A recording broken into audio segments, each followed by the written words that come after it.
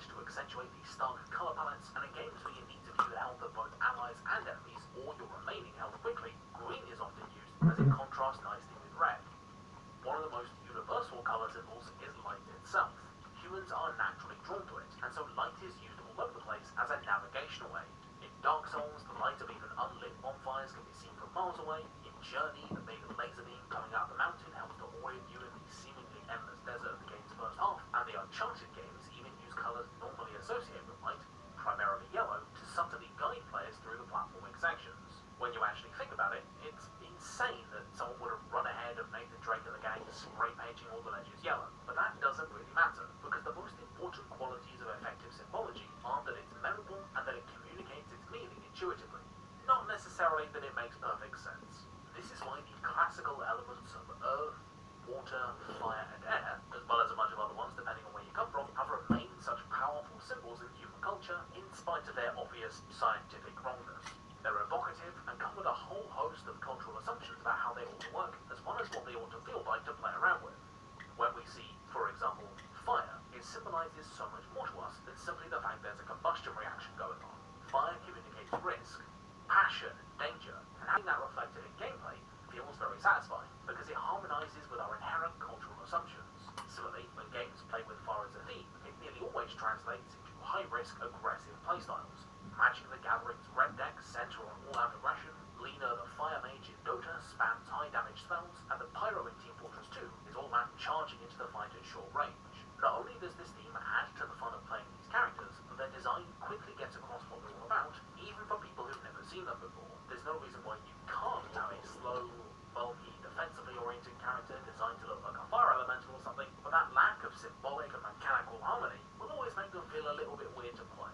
Water is another classic element that has a strong presence in video games. Purely by existing in the world and being alive, we have a strong intuitive grasp of fluid mechanics and what water does when it interacts with various other things. For example, Noita doesn't need to explain how its many different fluids work together and interact, because stuff like water putting out fire and oil floating on top are interactions that intuitively make sense. Similarly, wet enemies being vulnerable to electrocution in Breath of the Wild and water freezing when it's exposed to ice attacks in Genshin Impact are particularly scientific interactions, but they do make a lot of intuitive sense. And so players never need to be taught about these mechanics, they'll discover them naturally through play. In short, when games have mechanics that match up thematically with their chosen symbology, not only can players internalise them much more comfortably, but they're also much easier to remember. And elemental symbols are some of the longest lived and most successful ones in history for exactly this reason. However, this is where the downsides of leaning too hard on symbology start to become apparent. While leveraging the appeal of having our expectations met is great, if developers don't add enough of their own flair to level your characters, the symbols and associated tropes can end up overpowering the rest of the level design. Mario games love using themed worlds because the aesthetic symbology is a great way of telling players what to expect. Ice levels are going to have slippery floors, Bowser levels are going to have traps and lava, you get the picture. However, this rigid adherence to theming can lead to levels feeling samey and kind of generic, so it's important to give players what they want, but also surprise them with new takes on established ideas. For example, when developing Shovel Knight, Yacht Club used classic level design tropes, but also went out of their way to spruce up these tired concepts with new ideas, satisfying players looking for that classic feel, but also developing a unique identity, with wading beetles you've got to bounce on to get through lava levels, and ice levels with aurora spewing fountains used to cross gaps. These places still evoke classic ice and fire levels, being based around lengthy horizontal platforming gauntlets and terrain you can't trust respectively, but put that little bit of extra work in to view those tired tropes from a new perspective. Sometimes, developers can even lose control of their symbology and end up communicating things to players that they weren't intending. It's important for cover shooters like Gears of War to subtly teach players to distinguish between what is and is not cover through consistent size and shape of boxes, barriers, and bits of rock, to avoid players accidentally trying to hide behind scenery. However, players can often get a little bit too good at spotting obligatory chest-high walls.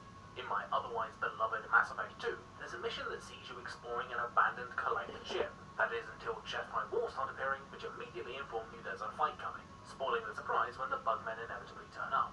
Of course, it's also worth mentioning that many of gaming's most effective symbols can also exclude people with disabilities. Red barrels aren't going to be anywhere near as effective to someone who's colorblind, for example, meaning that developers need to double or triple up on the symbols in order to ensure that the message gets across for everyone. People often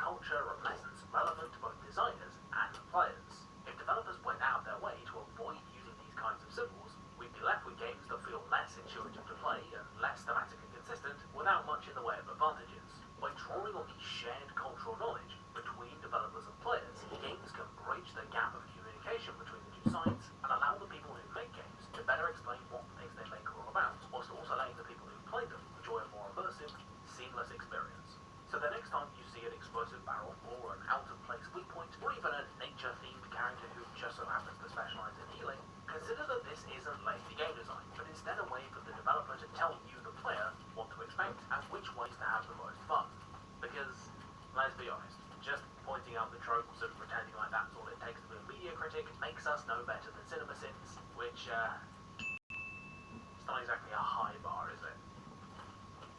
Hello, viewers. First of all, don't worry, the end of year special is about halfway done and well and truly on the way. It'll be out after Christmas once all the sales have started, which, actually, now that I think about it, they may have done by the time this goes out to the public. Who knows? Anyway, while you wait, how about checking out Eurothug 4000, or as she's otherwise known, Maria. All of her videos are incredibly lovely and are just fantastic video game related comfort food. A particular favourite one is her video on size differences in games, because it's a topic I tried and failed to write about around about 6 months ago, and this video covers pretty much everything I was going to say in around half the time. She's great, please do give her a watch. Though it does go without saying that the greatest people of all are my patrons, who get to enjoy behind the scenes stuff, bonus content, and even shoutouts like what I'm going to do now.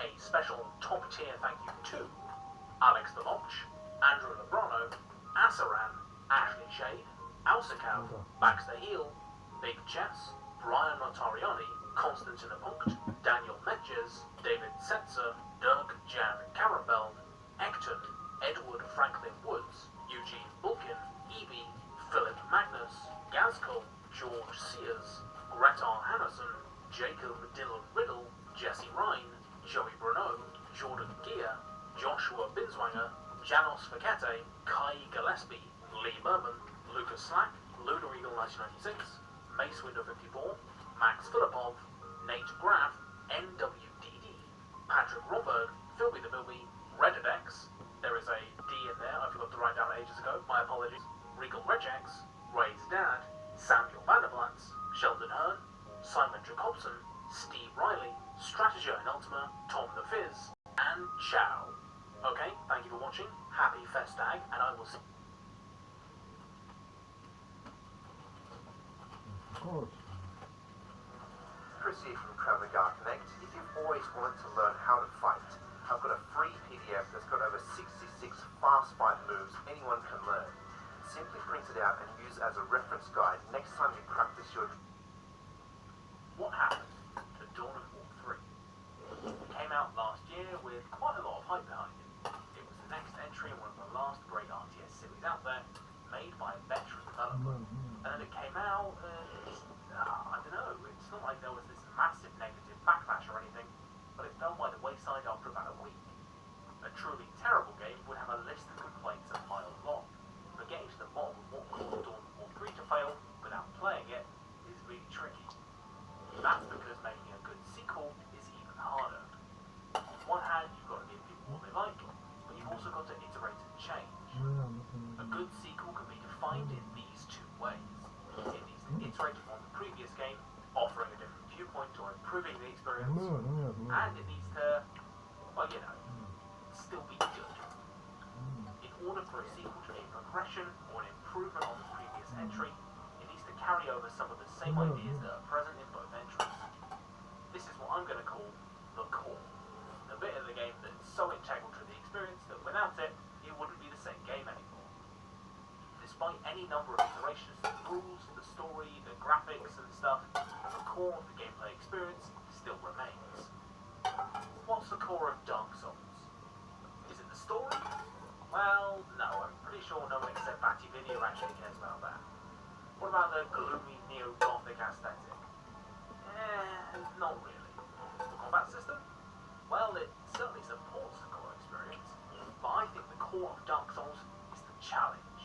The tough but fair gauntlet of boss fights and the smaller, equally tough enemies that lead up to them. Each of the games in the Souls series is very different, but there's no denying the presence of this unifying core. Dark Souls 1 created the foundation, but the bosses were a bit hit and miss in places, and the game was severely lacking in polish. 2 iterated on this by tightening up the controls, adding some quality of life changes, and making sweeping balance adjustments like nerfing Estus flasks so they couldn't be used to avoid damage outright, and made some tweaks to how stats worked in order to make more weapon types and playstyles viable. Dark Souls 3 was another interpretation of the original game, with faster-paced, more aggressive combat, and a renewed focus on even meatier boss fights. Despite personal preferences between them, it's clear to see that the core went unchanged. Even when the series branched out into stuff like Bloodborne. So, answer me this. What's the core of Dawn of War?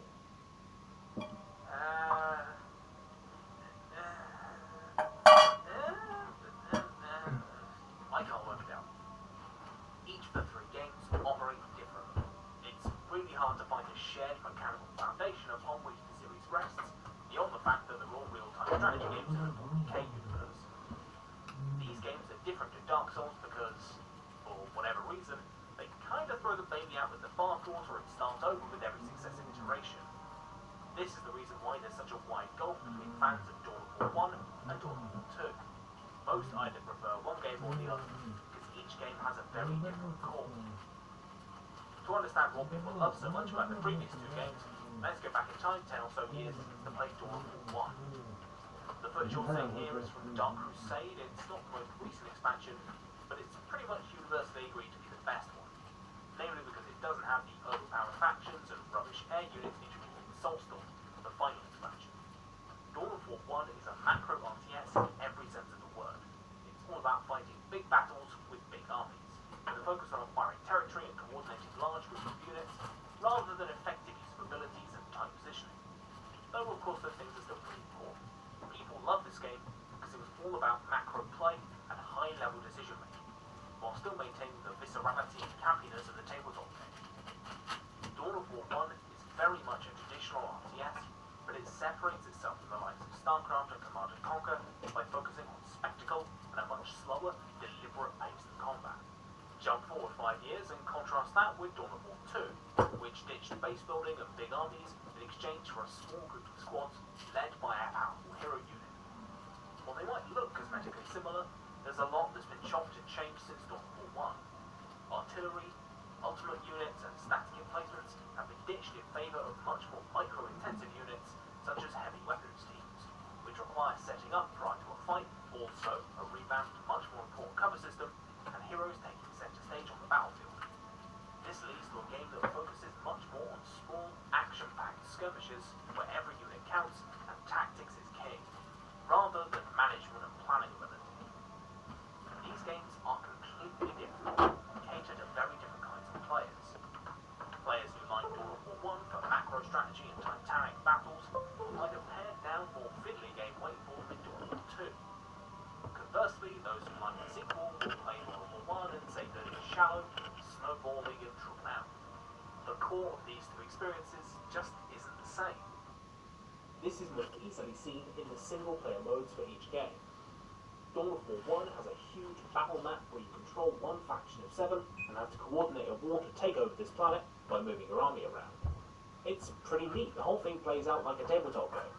It's a great way of shaking up what's essentially a series of skirmishes by adding some cool alternate mission setups, like this one where you've got a massive fixed army and have to take down a mega base, or these missions that involve you sieging an enemy fortress.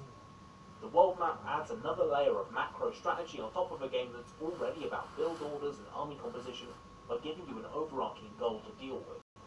Dawn of War 2 single player, on the other hand, it's like if someone made Diablo into an RTS. No, I'm dead serious. You control a party of 4 heroes, and it's your job to chew through legions of dumb goons by using abilities and picking the right gear. There's quite a lot of depth to the combat, actually, from what gear to pick, to setting up cover and firing arcs, to fighting real, honest-to-God bosses in an RTS. The Dawn of War 2 campaign is absolutely nuts, but it's also tactics at its most raw and intimate, stripping away base building, making units and tech trees, in favour of a game where every little move counts, and you actually get attached to your little Space Marine goons. While these games might be poorly constructed as a series, it's kind of okay, because they're both great games by their own merits. The issues start when you don't actually know what people want in your games, because you've got no idea what the core of your series actually is. That's what frustrates me about the whole Dawn of War 3 sucks because they tried to make it into a MOBA argument. That's a symptom of the problem, not the cause. The list of mechanics from MOBAs that Dawn of War 3 has that 2 doesn't is actually pretty slim. They've both got bases defended by turrets, hero units, farming, etc. The difference between them comes in Relic missing what people actually liked about the first 2 games.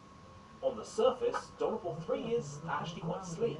The game is responsive, the UI is nice, the graphics are great, and it seems to be trying to strike a middle ground between its two predecessors. On one hand, proper base building is back, so are listening posts, and so are most of the old units from Dawn of War 1. On the other, dedicated hero units are still about, though even more powerful this time around, so are heavy weapons teams, and also a few targeted abilities from Dawn of War 2.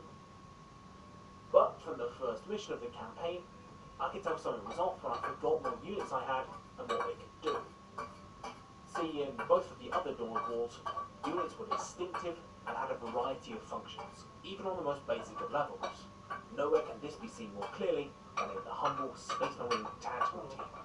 In Dawn of War 1, you had a bunch of modular upgrades with which to customize the squad. Sergeants that boost morale, targetable grenades, and multiple copies of 4 different alternate weapons, from flamethrowers to missile launchers, all on a single faction's basic ranged unit. Dawn of War 2's tactical marines have 3 mutually exclusive weapon upgrade choices, an optional sergeant, and 2 activatable abilities. One that increases damage against armored units, and one with a long cooldown that makes them temporarily immune to suppression. Despite being examples of 2 very different design philosophies, each version of the tactical squad gives players a buttload of choices. So what about Dawn of War 3?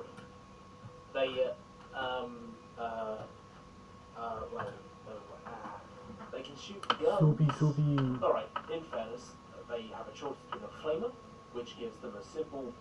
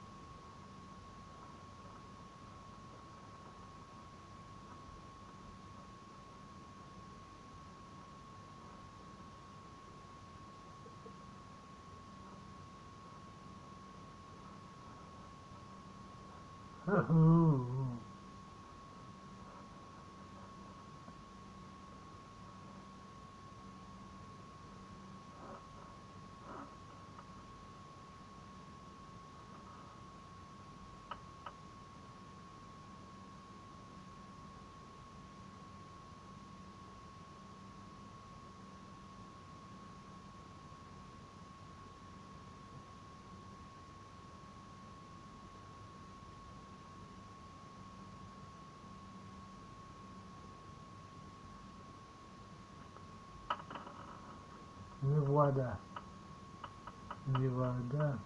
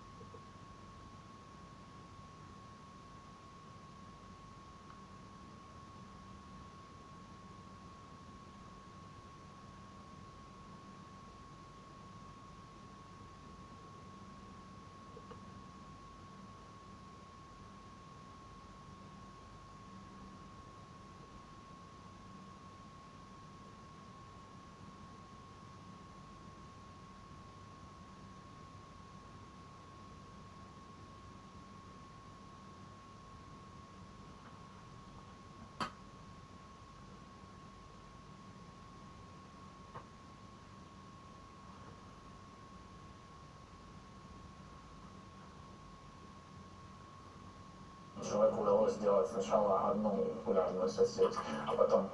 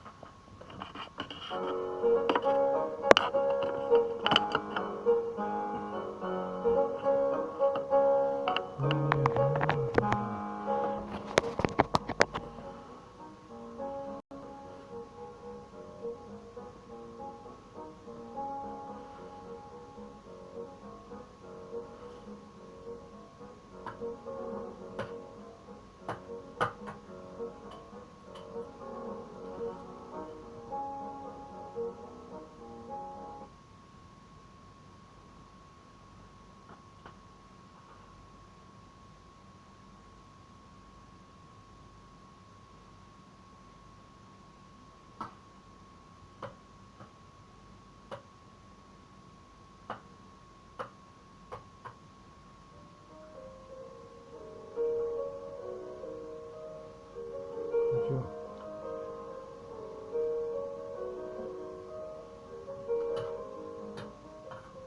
Наоборот.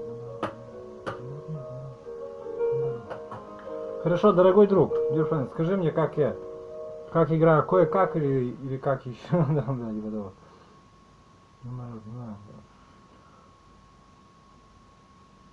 Ну да, ладно, сам, короче, сам.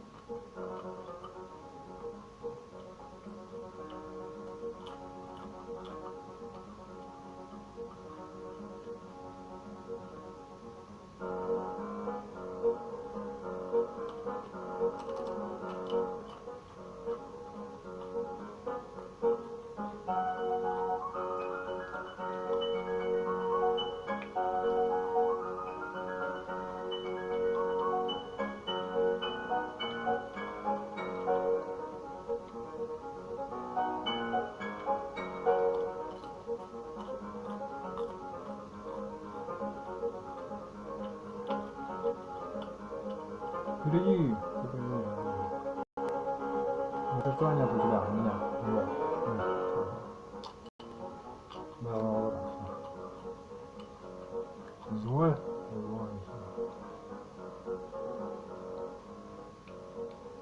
Не знаю, не знаю. Что, я ушел.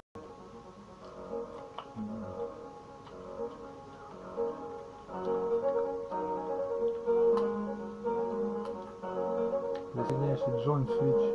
Джон.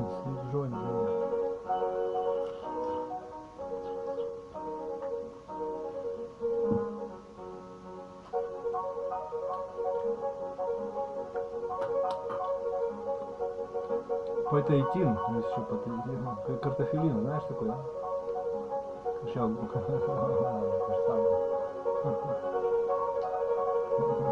то же самое поставил. Застрял.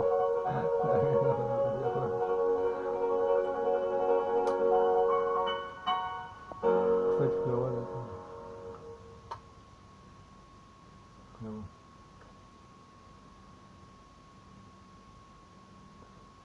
Готшалк. Божественные белки. Нет? Сначала у вас будут мурашки по коже. Что? Потом будете хотеть его снова и снова. И поймете, что под силу.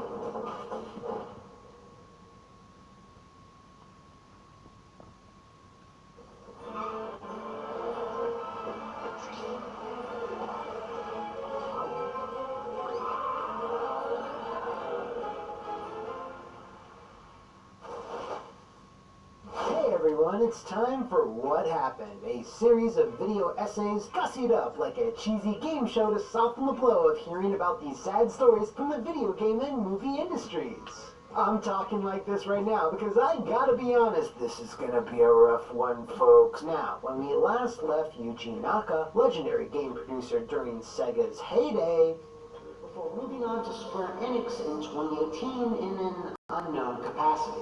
That capacity is now very well known. Balan Wonderland is what Yuji Naka has been up to since he joined Square Enix some 3 years ago, but before that, he had spent more than a decade at Probe, the company he established after he jumped from the smoking, exploding, nose-diving plane crash that was the Sonic 06 disaster. Probe produced more humble, experimental titles like Let's Tap, Ivy the Kiwi, and Rodeo the Sky Soldier. It's been like 30 seconds since we started the episode, and I've already mentioned another game. I'm gonna have to talk about it another time. Anyway, Probe was a small company, and while their games certainly had some charm, they nevertheless weren't really big money spinners, which is triply so with Sky Soldier. During this same time, Naka also contributed to a few outside titles, and one that's of particular note is Wii Play Motion, which, if you don't remember, and I assume no one but Scott the Woz even does, was a minigame collection that was designed by multiple studios. Now, the main developer of Wii Play Motion was a company called Arzest. They handled the programming and other technical aspects, while completely separate studios designed the actual mechanics of the minigames. Why is this important? Well, this two-way style development must have struck a chord with Yuji Naka because once the financial fallout of Rodeo was apparent, Naka then joined up with Square Enix, as stated earlier, and Probe was shut down, except they weren't. Strangely, Naka confirmed as late as 2018 that the company is technically not dead, as it still has one single employee.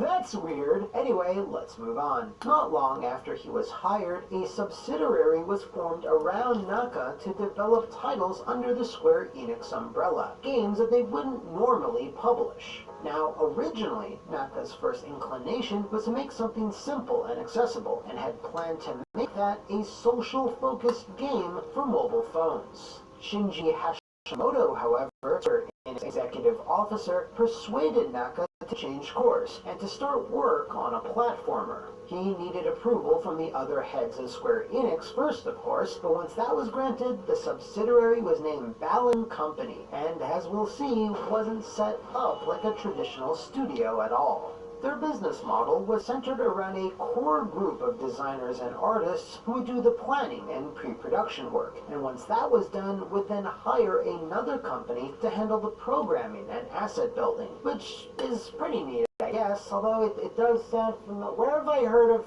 that before? I just can't remember.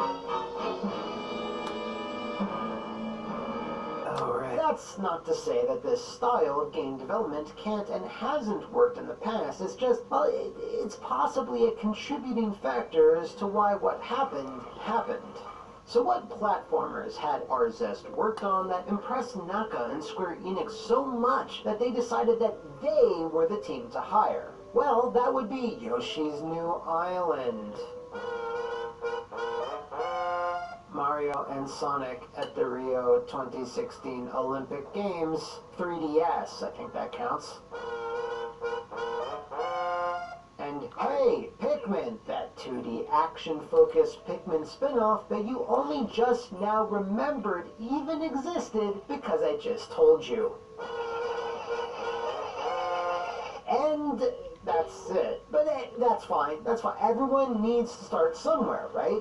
The same team that made Devil May Cry 2 made Devil May Cry 3, for crying out loud. But here's the thing. The general plan from the start for Balan Wonderland's... Wait, It's not called Wonder... It's called Wonderworld? Then why have I been calling it Wonderland? Why didn't someone tell me? Oh, I've been making an idiot out of myself. General plan from the start for Balan Wonderworld's development had a few red flags that were slowly being raised. Some things were just... It was just worrying. Even though the genre and platforms had changed, what remained was Yuji Naka's desire to design the game to be as accessible to the widest amount of people, but children be incited as a major demographic that they wanted to target. This would explain the general theme, the playable children avatars, and the art style, but it would best explain the game's incredibly simplistic mechanics. You can jump, sometimes collect a few things, and finally you put on dozens and dozens of costumes which do one thing and one thing only. Literally, every button you press on your controller does the one special move specific to that costume. Some costumes do not allow you to jump, for example. Others don't really allow you to attack, and so on. Now, if they wanted to design a game to appeal to children, keeping things as simple as possible makes sense, but there has to be a balance between simplicity and engagement. Noriyoshi Fujimoto, the game's producer, stated, "One of our goals for development was to create a game with every kind of action, to put in over 80 different kinds of action. But even if you include a huge variety of actions in-game, it's difficult to map all those to the buttons. It's difficult for the player to remember them all, and it's difficult to create the opportunity to use them all. When we were thinking about how to make it easy for the player to understand and use all the actions to their fullest, we came up with the idea of having only one action per costume. This meant we could make the action controls intuitive, and the gameplay simple enough to be enjoyed by anyone." Now and I'm sure many of you probably just said this to yourselves, well then don't make 80 actions then. Yes, designing 80 specific special moves and having you collect them one at a time and limiting all other actions does make things technically simpler, but also makes it far slower, limited, and way more tedious. This decision was fundamental in dooming Balan Wonderworld from the very beginning, as it did quite the opposite from allowing all ages to enjoy it. Its plotting pace, simple puzzles, and brain-dead combat was clearly designed with the younger set in mind, completely ostracizing older fans who had grown up with Balan's inspirations, Sonic and Knights. Almost every mechanic or artistic choice is clearly lifted from both, except the ones that made those games so engaging.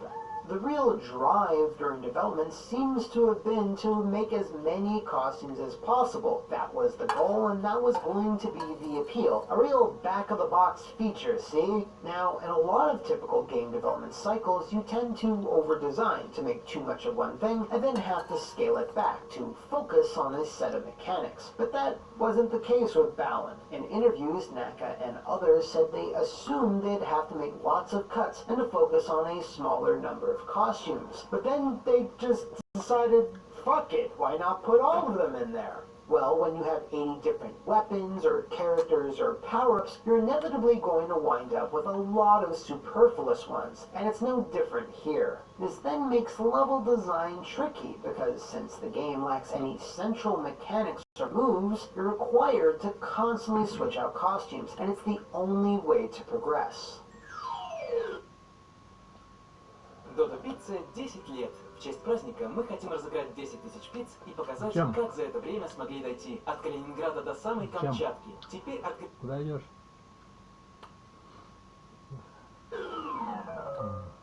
This is very much unlike many Sonic, or Mario, or any other platform where most of the power-ups are optional or permanent, and not forcing you to laboriously navigate through 80 of them to find what you want. And for the sake of argument, let's just say they decided in the last few months of development, let's just cut out like 70% of these powers and then just rebuild all the levels to support those better. Well, that would have been a monumental amount of work. See, they wanted to make the game available to as many people as possible on as many devices as possible, which included the Switch, the PC, the PS4, the Xbox One, the Xbox Series X, and the PS5. The amount of testing, balancing, polishing, and optimization required to make such a change across all versions would have delayed it way past an acceptable point for Square Enix. And throwing brand new consoles in the mix like the PS5 and the Series X also complicated matters even further. This is due to the fact that when asked about what platforms Balan would bow on, Hashimoto offered,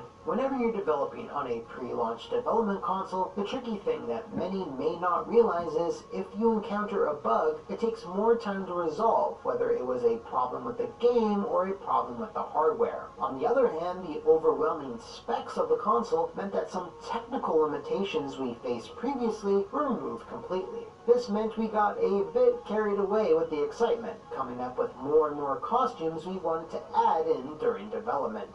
Now, because they had so many costumes, it presented a problem. How do you design levels that can account for all these various factors and options? You don't want one part of the stage to be accessible while wearing a specific costume it's not meant for, letting the player easily break the game.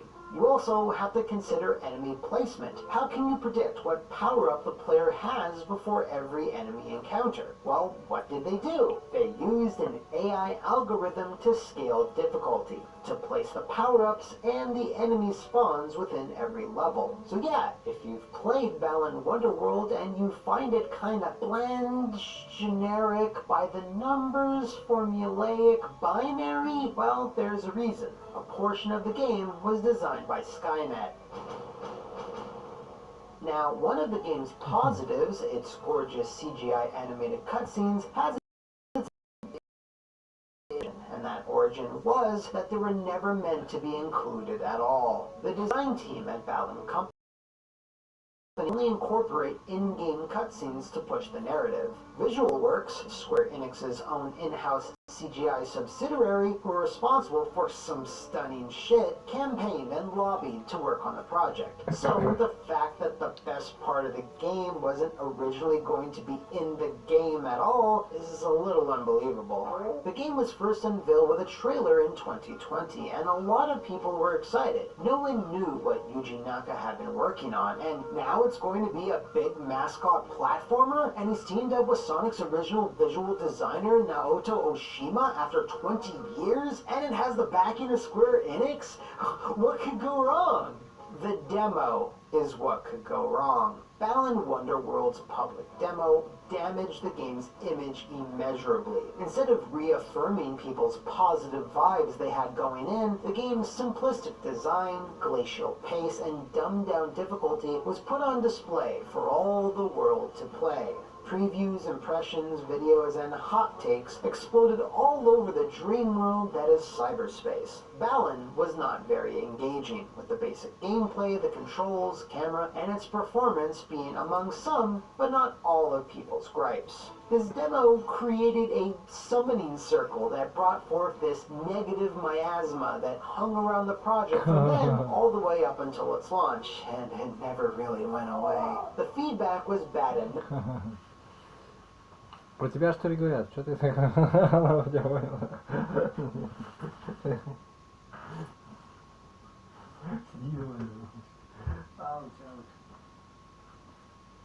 Чего болит спина? От того, что не болит.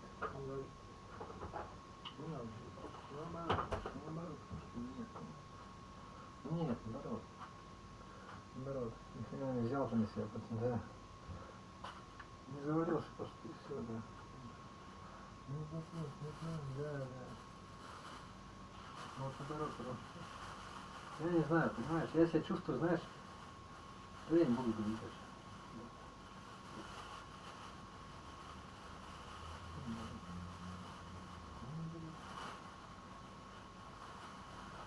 Опа.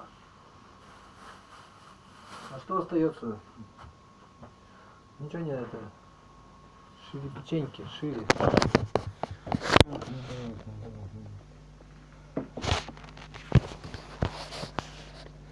Так, вот он берет, наверное.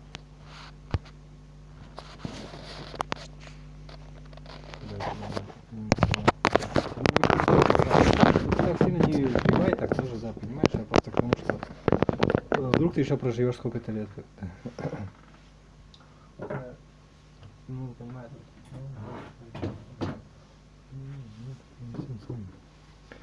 Я ничего тебе не хочу сказать. Хорошего, тем более плохого. Тем более хорошего. Содержание собак опять удавились. Зачем собак так выгоняешься все?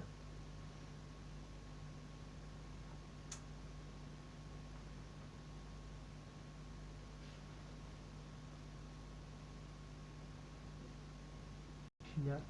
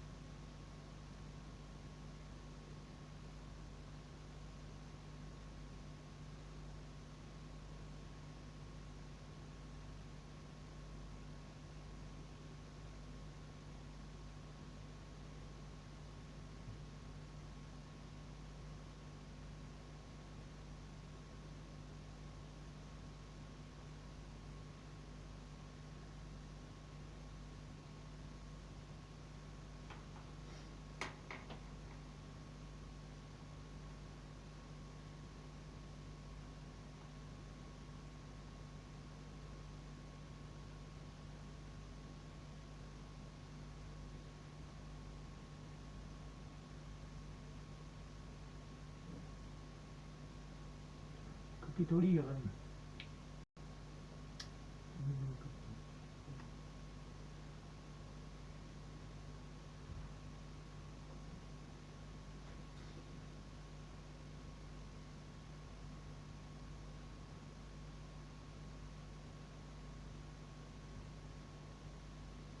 Ладно.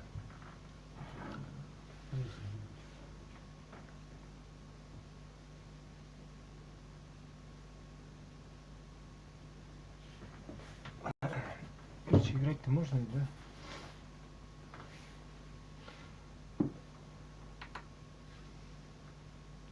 Короче,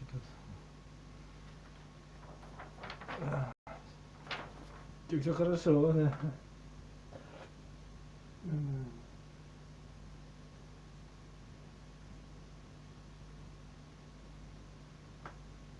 9:07.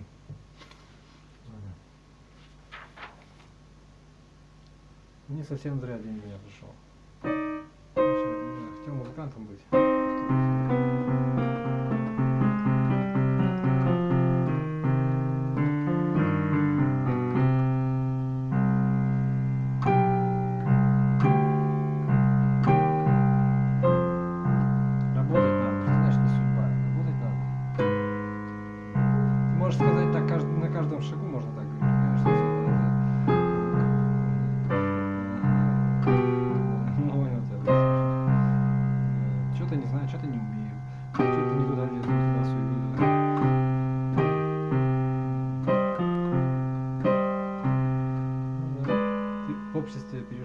По-своему говорил, да. Ну, это мой подход такой. Он не очень... Посмотри, что у меня творится, как бы, да, то есть делай выводы, короче, да. Ну да, еще, да, то есть,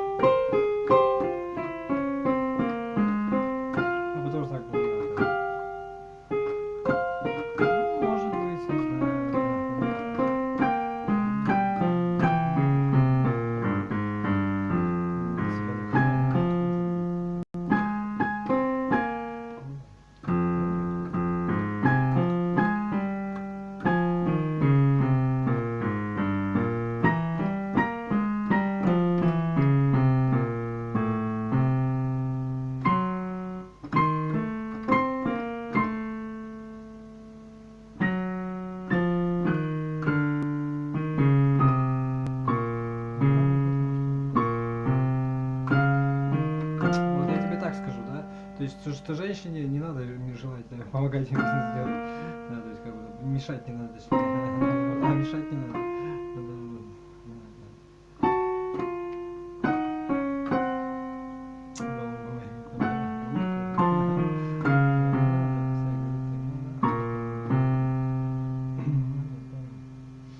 Не знаю, примерно.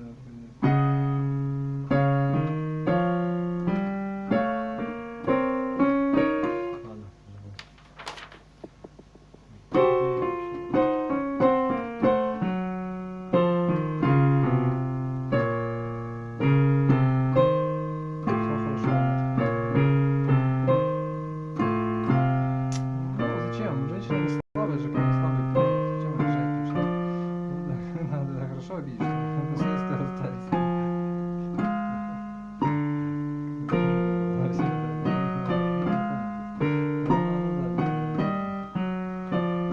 А, ну вот это имеешь в виду. Ты же хочешь сказать, что лучше бы меня не было. Не надо было обижать мою маму, чтобы лучше меня не было. Я не готов с этим согласиться, скажем так, да. Возможно, она тоже, да. Возможно, понимает.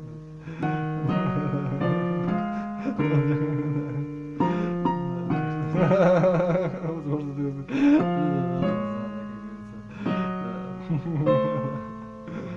Каждый свой секрет. Наоборот, это вранье просто, понимаешь? Да. Твой организм не хочет отказываться от жизни, я тебе точно говорю. Да, это просто программа, у тебя сверху записана программа смерти, а внутри жизнь. Ты же не понимаешь. Ну да. То есть ничего страшного.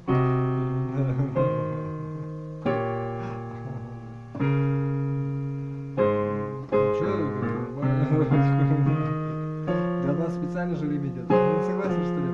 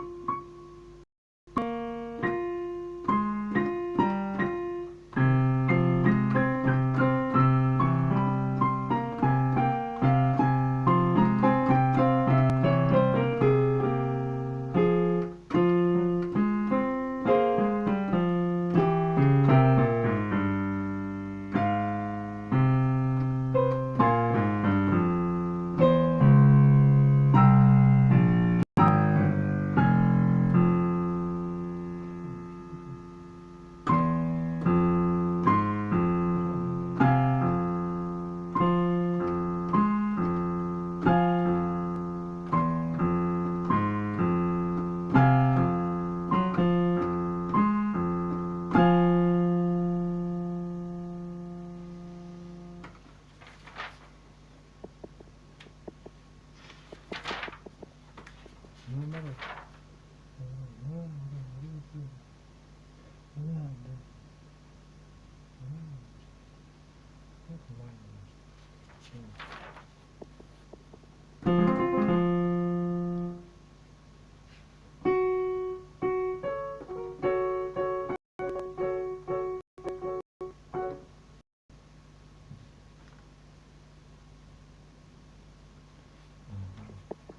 Thank you.